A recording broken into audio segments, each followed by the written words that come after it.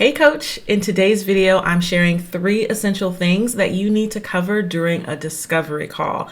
Plus, I'm going to share the tools that you need to have set up so that people can actually book these calls with you and you can provide a seamless experience. In case we're meeting for the first time, hi, welcome to my channel. I'm Sha-day Johnson. I'm a tech strategist for non-techie coaches. Important announcement. This is Sha-day editing this video, and after I recorded this video, I made a post over in my Facebook group and announced that even though I've been referring to myself as a tech strategist for coaches, people always assume that I am a coach. And I recently had the veil lifted from my eyes and realized, yes, I actually am a coach. I am a tech coach for non-techie coaches. So moving forward, I will be embracing this title. Go ahead and pause to read this announcement to see more of my reasoning behind this.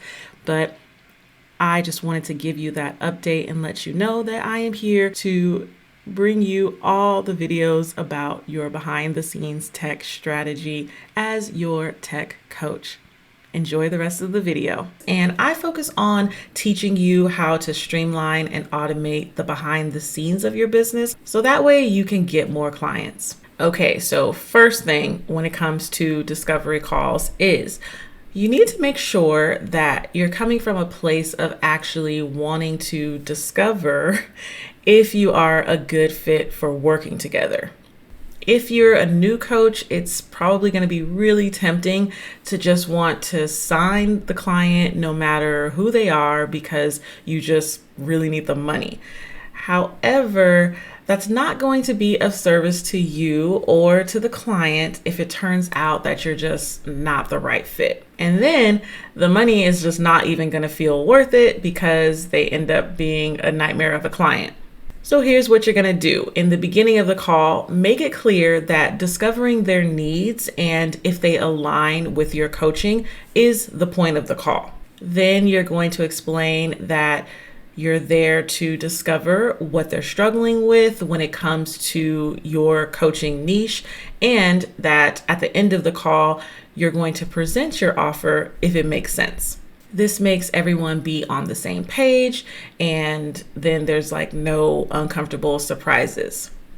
And I found that after doing a lot of these types of calls and taking this approach of actually taking the lead and explaining, what you're both there for, this actually is going to give you a big sense of empowerment, and it's going to boost your confidence, and you're actually going to be learning how to set these boundaries and how to be an amazing saleswoman. I know it can be weird to think of yourself as a salesperson, especially since you consider yourself a coach, but you got to remember you have started a business. So you do have to make sales, and getting clients is what you're doing.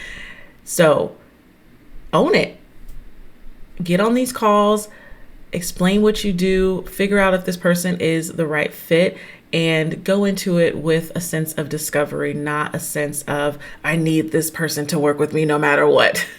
The second thing that I think is super essential and sometimes missed in discovery calls is to set the next steps. This means that if this is a client that you decide is a good fit during this call, then at the end of the call, you want to make sure that it's super clear what their next steps are. So if they're all in and it's a yes and they definitely want to work with you, then you're going to let them know either to go to a specific link that you've set up to start your onboarding process so they can make a payment and sign your contract and all that. Or maybe you're going to be emailing them after the call with an invoice and the contract. You want to make sure that they know what to expect and it's not a gray area. Now, if it's not a yes and maybe they need time to decide if it's right for them, or they need to discuss it with someone, or any number of things to where this is not a clear yes, you're going to be working together, then it's super important that you actually set a follow-up date. So this is not about you being super pushy or rude or anything like that. It's just a matter of, okay, you need time to figure this out. How is it okay if I follow up with you on Friday? Essentially, you're holding them accountable to actually making a decision. So that way, after this call, both of you aren't just out there wondering if this is ever going to be something that either of you commit to. So once you've set up that follow-up date, then be sure to actually follow up. You want to make sure that you're actually following through with whatever you told them you're going to do on the call. Now, the third thing I think you should do is definitely come prepared. The time goes by so fast during a discovery call, especially if it's someone that you're clicking with and you're learning their story and what their needs are and everything. And so a great way that you can really save time is to gather important basic information before the call even starts. And the way that you can do that is by attaching a survey or a series of questions to your discovery call booking software. So that way, when that person goes to book the call with you, they're immediately prompted to also answer these questions. And that way you can come to the meeting already knowing a little bit about them and maybe even having some strategies and suggestions that they can, walk away with. And now that you have gathered some of that basic information, it's going to give you so much more time during the call to really ask those open-ended questions that will allow you to really dig into their situation and see if you're the right fit for them. Okay, so now that you have those three essential things that you should be doing during those discovery calls, now I want to share what tools you'll actually need to allow someone to book that call with you and to answer those survey questions before the call even starts. So my favorite tool for coaches is Paperbell. It's an all-in-one tool that handles scheduling, payments, contract signing, and client management. So you can sign up for a free account with Paperbell using the link in the description of this video. And you're also going to want to sign up for a Zoom account if you don't already have one of those. Paperbell does integrate with Zoom. So when someone books the call with you, that is where you'll be meeting to be able to see each other and talk to each other online. Now, to actually set up this discovery call inside of Paperbell, you're going to be creating what they call a package. So everything inside of Paperbell starts with a package, and a package is anything that you offer, whether it's free or paid. So in this case, you're offering a free discovery call. So you'll go ahead and create that package inside of Paperbell and then set the price at $0.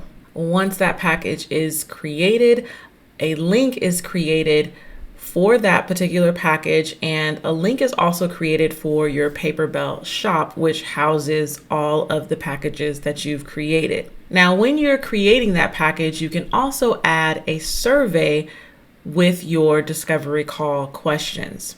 When you provide the link to this package to your potential client, then they will be prompted to book a time and answer the survey questions. And it's that easy. So to help you get started on your Paperbell journey, I want you to register for my free Paperbell training, which is all about how to use Paperbell to build your six-figure coaching business with zero tech headaches.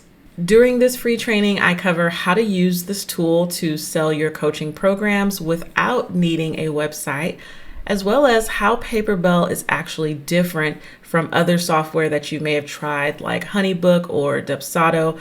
And I also cover how you can save at least 10 hours per week in admin tasks with all of its automation features. So just click the link in the description to gain access to this free training, and I will see you there. Now, if you enjoyed this video, be sure to share it, like it, and subscribe to my channel so that you don't miss any of my future videos.